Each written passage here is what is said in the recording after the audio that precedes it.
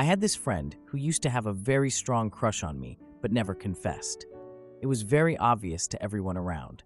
We were teenagers, grew apart, dated other people, and made our own lives. He moved to another state and has a long-term girlfriend, and I have been married to my husband for almost 6 years now, with 2 beautiful babies, and I'm currently pregnant. My friend, or former friend I should say, and I barely talk. The last time we had a conversation was when my youngest was born, and he texted me saying, "Congratulations." I replied with thanks, and that was literally it. My husband knows about him and the crush he had on me. They've met because we are part of the same group of friends, and we've met his girlfriend too. There's no problem with that. I don't reach out to him. All of our conversations before the last one were initiated by him, and they're always like, "Hello, how are you?" "Good, and you?" And that's it. I don't always reply. My husband's family owns a small coffee shop, and my former friend knows about it. I spend part of my afternoons there while I wait for my daughter to finish her activities.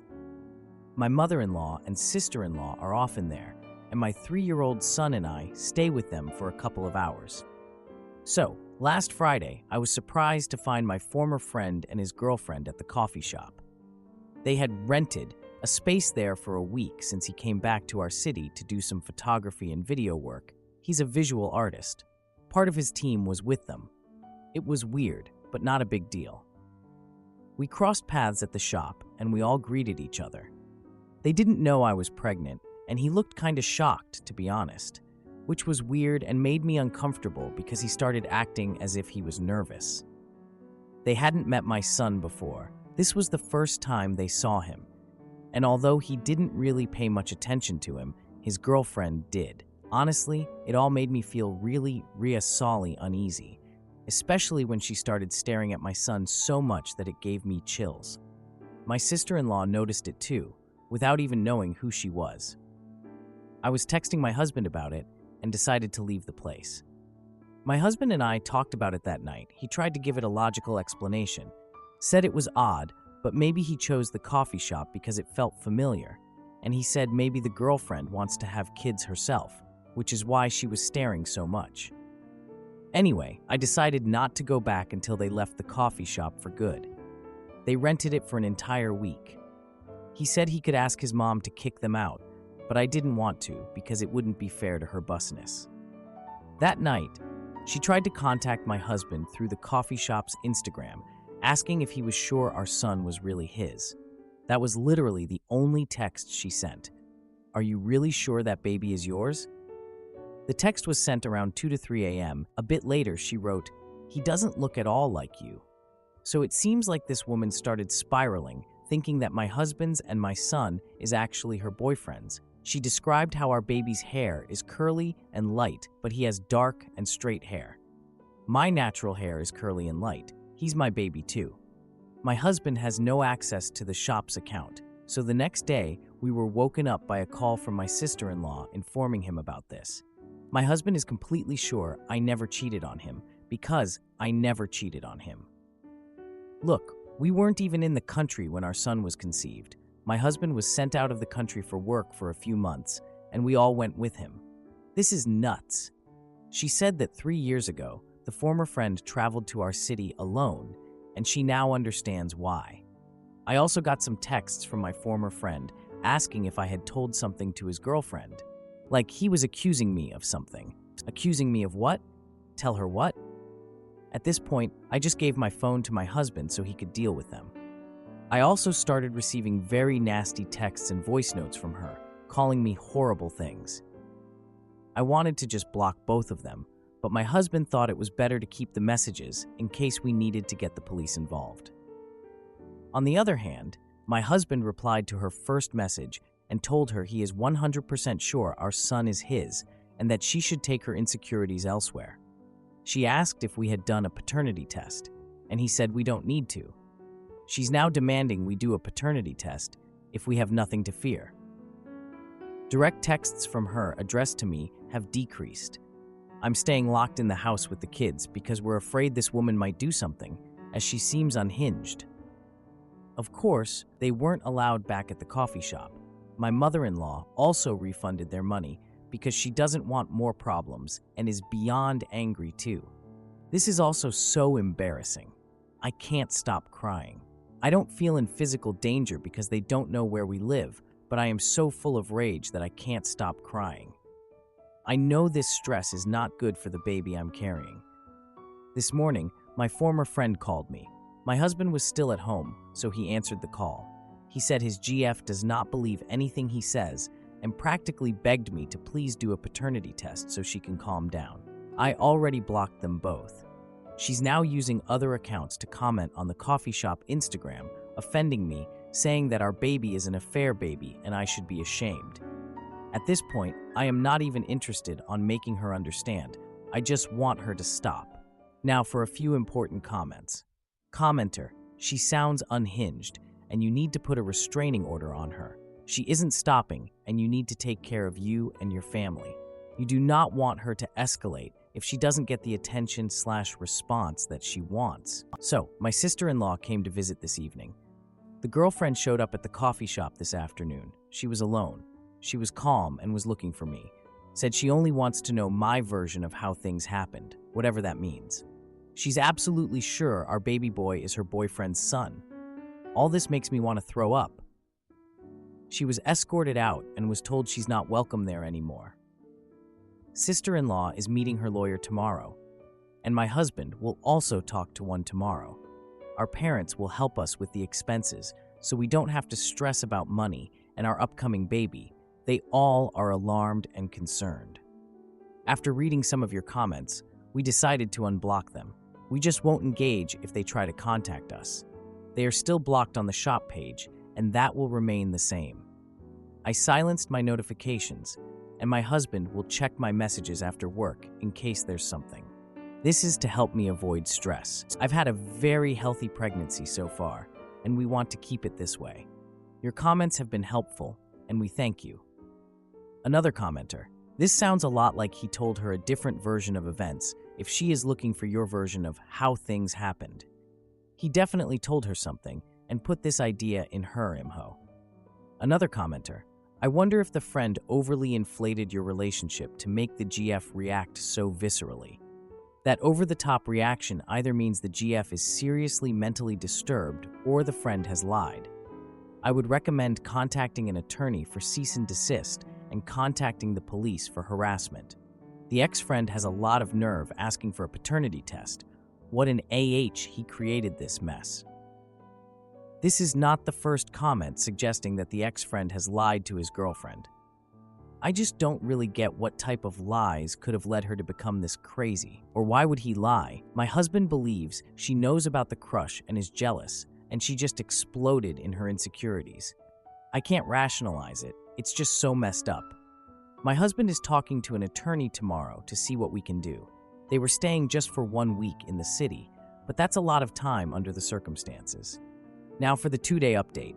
As Sael's lawyer warned us, shoot hit the fan pretty quickly. They received 2 cease and desist letters, one under IL's business and one from us. These were written by Sael's lawyer and delivered the same day, yesterday, as an emergency matter. I knew they were staying with one of our friends. As I mentioned in the comments on my last post, my husband met with a lawyer today. He will take our case and help us out. He also warned my husband that the girlfriend might get even crazier when she finds out we're taking legal action against them, and advised him to be ready for what might be coming. Until this point, my husband was a bit scared she might try to do something to our son or me, but deep down, he didn't believe she was capable of causing us physical harm, until now.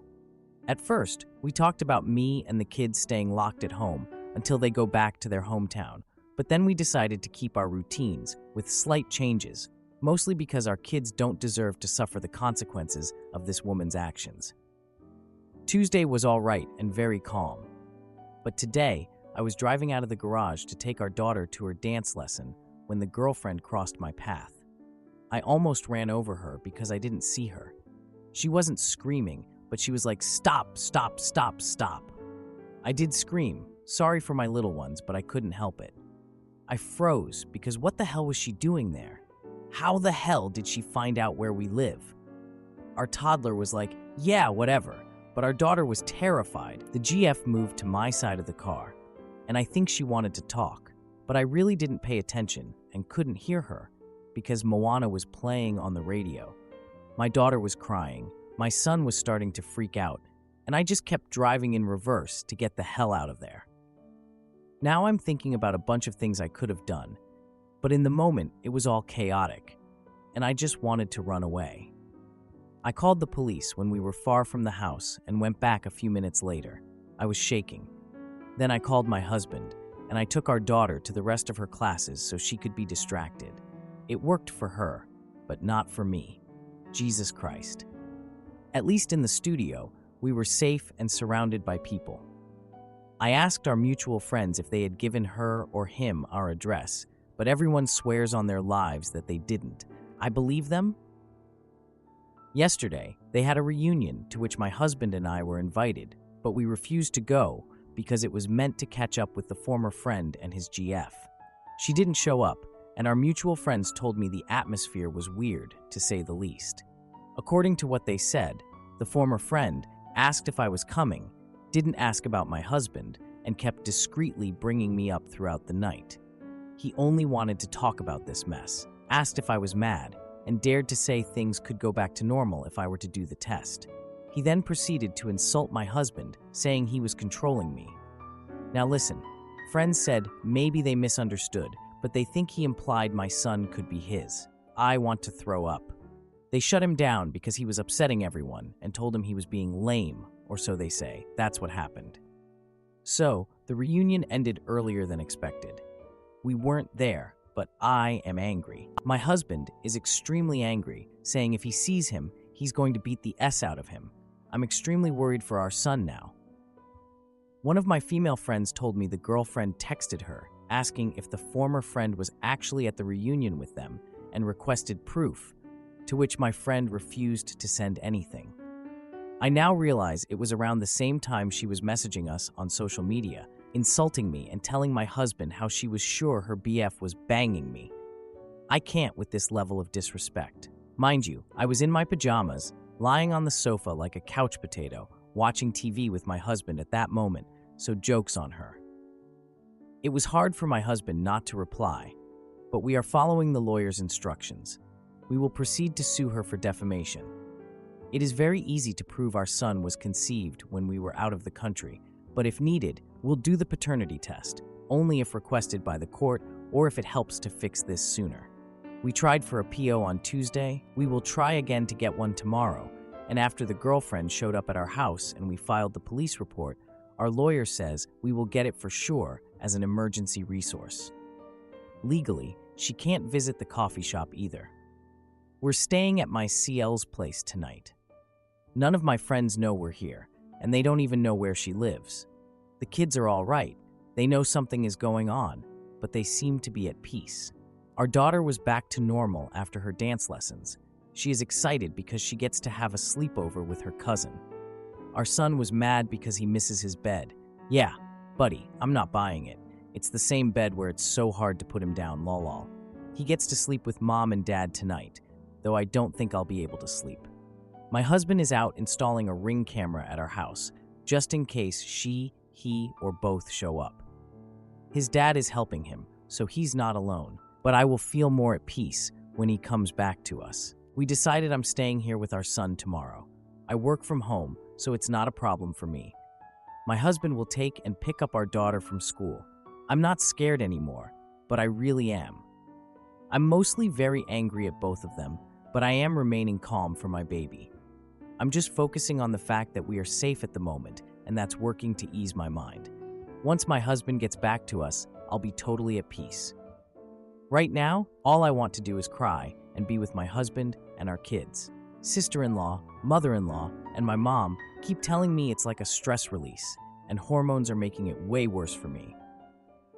It's Wednesday. They're supposed to leave on Friday or Saturday, IDK, but during this weekend, or that's what we assume. Not having them physically near us will be a great relief. I just want this to end. Now for a few comments. When I read your first post, I could see she was only going to escalate. You need to be very, very careful. She obviously has mental health issues, and a restraining order may just make her madder. Not that you shouldn't get one. You need to continue to take this seriously. It sucks to have to put your life on hold for something that isn't your fault, but you may need to in order to protect yourself and your family. Yes, that's what the two lawyers told my husband. And that's why we're staying at Ciel's house, and I'm not going out with our son. For now, our daughter is leaving the house only to go to school, and my husband fixed his schedule so he can be the one taking her and picking her up. School is safe, and the principal and teachers know there's a situation. But if we sense anything, she stays locked at Ciel's house with me. I'm not staying alone with our kids either. Sister-in-law or mother-in-law will be with me until my husband comes back from work, and he will try to leave earlier. Yes, it sucks, but I prefer this if it means we're safe, and I'm thankful sister-in-law is giving us a place to stay. Now for a few comments. If you haven't already, take photos of them to the school and explain that under no circumstances are these two to have contact with the kids or any details about the kids.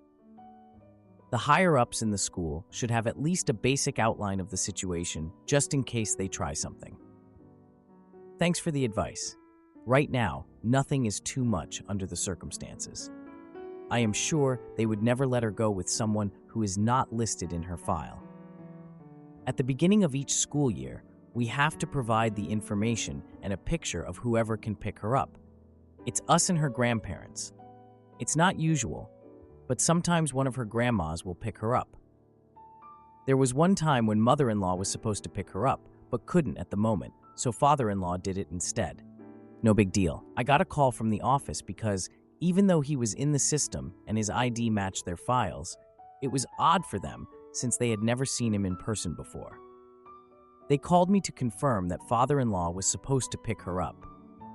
He told us that when she was called, they casually asked her who he was, like to corroborate. Father-in-law said he was never going to pick her up again after that experience. I really trust they would never ever let her go with a stranger. I informed them that someone is stalking and harassing us, and that said person is possibly after our son. They took out grandparents from the file, so now it's only my husband or me. Their playground is in the middle of the school, and there's no view from the street or to the street, which gives us some relief. Yeah, I'm a school secretary. We wouldn't call a kid down anyway for someone not on their file. But these are exactly the sort of situations I wish people understood when they were screaming at me for not letting their kids sit and wait for them in the front office. You don't know the kinds of situations going on in people's lives that wind up playing out there. Definitely make sure they have names and photos at school. If they have a heads up, they'll be able to keep them out of the building entirely and alert you and the police. Been there. They have the names and photos, and for the moment, they actually decided to remove her grandparents from the list of authorized people who can pick her up, to make it short, I guess. I also warned them about the situation, and they are on alert. That is terrifying. I would suddenly develop a passion for baseball and invest in a nice baseball bat, baseball, and baseball glove. And I would carry them everywhere, the glove and the ball in a backpack, and the bat. Don't forget the bat. You can't play baseball without it. My husband gave me a pepper spray as a gift. I'm telling him I now love baseball. Am I the idiot for refusing to have kids with my wife after learning her father is a child molester? My wife Jessica, female 32, and I, male 30, have been married for 2 years and are trying for a baby. Jessica has an older sister, Mary, that she isn't close to. She told me that they had a huge falling out over some family drama and just don't speak anymore. I asked a few times about the entire situation, but she would say she doesn't like talking about it and doesn't think it's important. It was Jessica's brother's birthday yesterday, and we were all over at his house to celebrate. Mary made an appearance, and there was a lot of drama. Long story short, she called Jessica and her brothers out for still associating with their dad when they know that he is a child molester. No one was paying her any mind, and I was really confused on what the hell was going on. When Mary left and Jessica and I went home, I asked Jessica what the hell happened. She said that when they were kids, Mary used to claim that their dad used to molest her. I asked if it's true, and Jessica was stuttering a lot. She said she knows her dad used to do bad things, but that Mary cut them all off when she turned 18 and moved out. I asked if she is admitting that she knows her dad was a child molester and did things to his own daughter. She said he doesn't do it anymore, and he was just in a really bad place in his life. And he apologized to Mary, so there's nothing else anyone can do for Mary. I was honestly appalled. I also feel so terrible for Mary. Jessica made it seem like Mary did something wrong and deserved to be basically exiled from the family.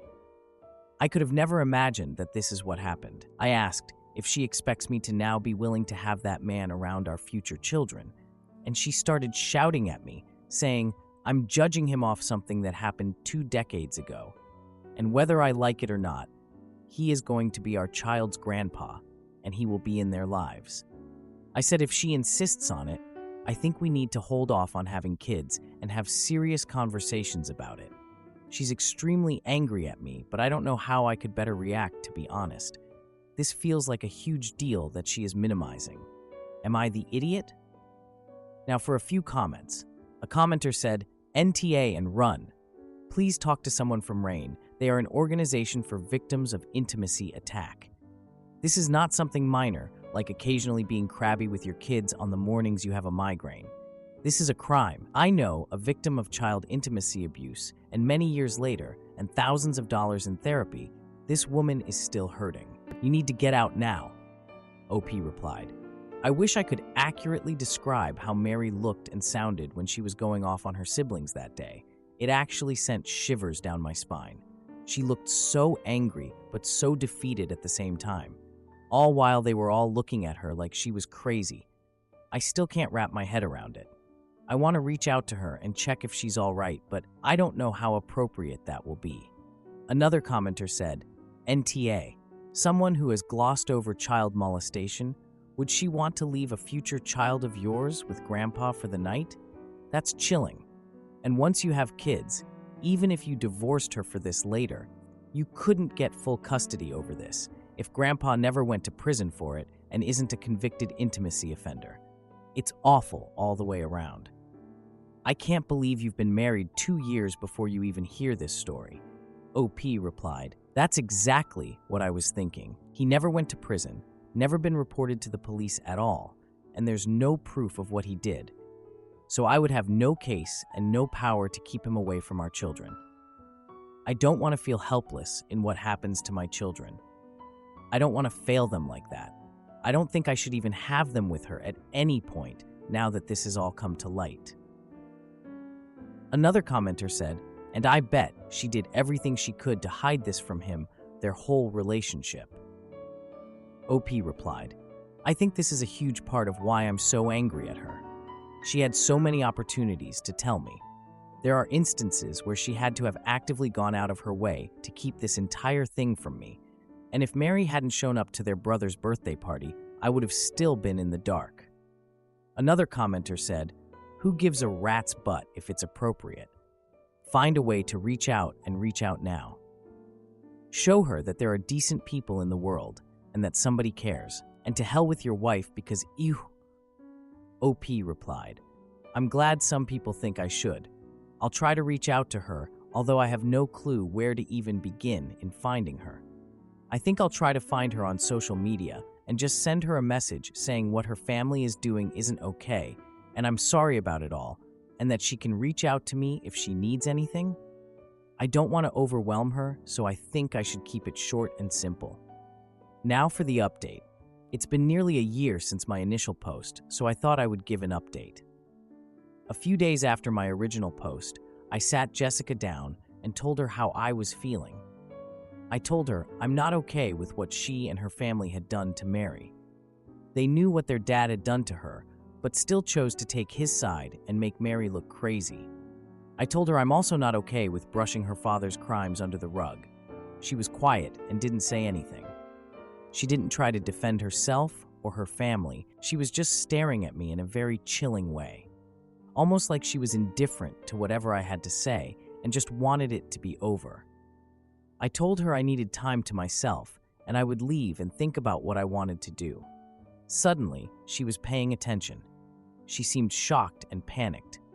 She started begging me not to leave, saying, "I'll get over it in a few days when we get back to how we usually are, and things settle down." She said all families have skeletons in their closet, and that this can't define our marriage. I said no, and I left the house for a few days. I ignored all her calls and those of her family. I reached out to Mary on Facebook.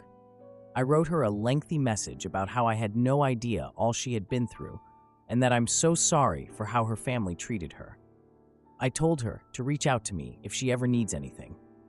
She got back to me and asked if we can meet for coffee. We met up the day after. At first, it was small talk. Then she asked if I would be okay if she told me her version of events. I said of course I would, and she spoke to me about it. Everything her dad did and how her family treated her after she told them. I felt physically sick. She even told me stories about how Jessica told her friends that Mary has a mental condition that causes hallucinations, and that just in case Mary starts rumors about their family, that's why. A lot of people still believe Mary has a mental condition because of Jessica. I knew after that talk that I had to end things with Jessica. I went over to our house and told her I want a divorce. I told her I cannot stand the thought of being her husband and a part of their disgusting family. All she did was cry and ask all this for her? I knew then that she hadn't changed. She was still the same person that did all of those things to Mary, and she was still doing them. We're still not officially divorced, but we haven't been together since, and we are going through the process. It's just taking longer than I thought to get it finalized. Mary and I became friends. I invited her to a birthday dinner my family were hosting for me, and she hit it off with my cousin. He's crazy about her, and she seems really happy with him too. He keeps asking me if it would be too early to propose, and I have to tell him to not scare her away, lol. But they have a really wholesome relationship, and I'm really happy for them. As for me, I'm just surviving. Divorces are tough, but I know I made the right choice. Thank you to everyone that responded and gave me advice. I really appreciate it. Am I the idiot for filing for divorce after my husband's fire prank triggered my trauma and he assaulted me? Now for the post. So me and my husband have been married for 5 years. We are currently 24 female and 33 male. Way before we met, when I was 16, my mom's house had a house fire that burnt literally everything down, and sadly my childhood cat was also ended the life of in it. I remember my mom and brother waking me up screaming, "Fire, fire, get up, get up." We crawled out under the smoke, and luckily my neighbors had already called the fire department and they pulled us out. We lost literally everything. We were devastated. So that was a while ago, but it still really scares me. And I check outlets and our stove and candles and everything all the time. My husband knows this about me. So 2 nights ago, I went to bed early because I am currently 34 weeks pregnant, literally about to pop. I was sleeping for a while before, for some reason, my husband decided to wake me up by yelling, "Baby, there's a fire! Fire, fire, fire! Get up!" As quick as I could get up at 34 weeks, I did, and grabbed my purse. I was just in automatic shock and just autopilot, and knew I needed what to grab. I made it all the way down the stairs, yelling for my husband to follow me before he started laughing and telling me it was a joke. It took a minute for that to process. I stood there with an open mouth while he laughed and ushered me down the rest of the stairs. I sat down on the couch and just started sobbing. It was genuinely the hardest I've ever sobbed. It's like I couldn't get myself to stop, and my whole body was shaking. My heart was racing, and I couldn't breathe. I have never had this experience before. I was genuinely so panicked. I was so freaking upset. My husband apologized and was like, "Oh my God, I'm sorry. It was just a joke." I just cried until he eventually was like, "What the frick? It was just a prank. This is really dramatic." After a few hours, I had calmed myself down and went to apologize to him. He wouldn't take it. He said I was being overdramatic and made him feel like shoot for a harmless prank. So I guess, am I the idiot? I've never been good at taking jokes. I've been trying to be less sensitive, but I'd K. Now for a few important comments. When asked why she apologized, OP said, "I apologized because he made a big deal about me making him feel horrible." When asked how often her husband plays pranks on her and makes jokes at her expense, OP said, He doesn't, but it's an often argument that I am too sensitive. When asked if the fire happened when they were already dating, OP clarified, "This is not true. We met when I was 18. When asked if her husband is happy about the baby, if he is a narcissist, and if there are other red flags in the relationship, OP said, he's happy. He's the one who wanted a baby. I don't think he is a narcissist, though. I'm not sure the definition of that, lol. And no, I don't think there are red flags other than what is being pointed out in the comments I am reading. That is mostly that he tries to make me feel sensitive and our ages, but I always knew that and I never cared." Then a few commenters shared their thoughts. One commenter said, "No, you're absolutely not the idiot. That wasn't a harmless prank when he knows your past trauma. It also wouldn't have been a harmless prank even without that trauma, because you are pregnant. The adrenaline spike from something like that could have easily sent you into preterm labor. And while I'm sure you feel ready to pop, you're not yet full term, and the baby's lungs are the last to develop. He's definitely the AH, but more than that, that was psychological abuse. It was not a prank, it was not funny, and it very well could have done physical harm as well. And now he's trying to gaslight you into thinking that you're the problem. Please be very careful and keep yourself safe." Another commenter said, "When I read what he did, my first thought was, this is not a harmless prank. I know babies can survive outside of the womb at 34 weeks, but the risk of complications is so high at this stage still. He literally put his wife and child's lives at risk for a joke that isn't even funny." Another commenter added, "It was never meant to be funny. It was intended to harm, with just enough plausible deniability to be able to convince her that he was just joking and that he deserves the apology rather than her." And another commenter said, "And maybe the most important, WTF is wrong with him for pulling a prank on you while you are pregnant, and not just pregnant, but literally about to pop pregnant. You're not supposed to go through like any stress right now, not even the stress from an actually harmless prank. He is freaking lucky his nonsense didn't cause harm to the baby or push you into early labor or something. This was a super dangerous and mean thing to do. You don't need to apologize. He does." OP replied, "I didn't even think about this. I am 34 weeks, but I still need at least 2 more to make sure the baby is fully grown and healthy. That could have been horrible." Now for the update. A month ago, I posted my first post, which is still up on my account. I was terrified and hurt and confused, and the comments really helped me sort through everything going on. A week later, I went into preterm labor and gave birth to my baby at 35 weeks. A week after that, my husband beat me unconscious when he caught me Googling the signs of an hurtful marriage after he coerced me into intimacy a week postpartum. Today I filed for divorce and secured a restraining order on him. My husband will never lay a hand on me or my baby ever again. I cannot confidently say that I would have made that decision without the help of my original post. So thank you so very much. I think maybe people do not realize how much you can help a stranger on the internet, but you can, and all of you did. I will be the woman who leaves after the first time. I will be the best mother I can be, and that starts with leaving him. Thank you.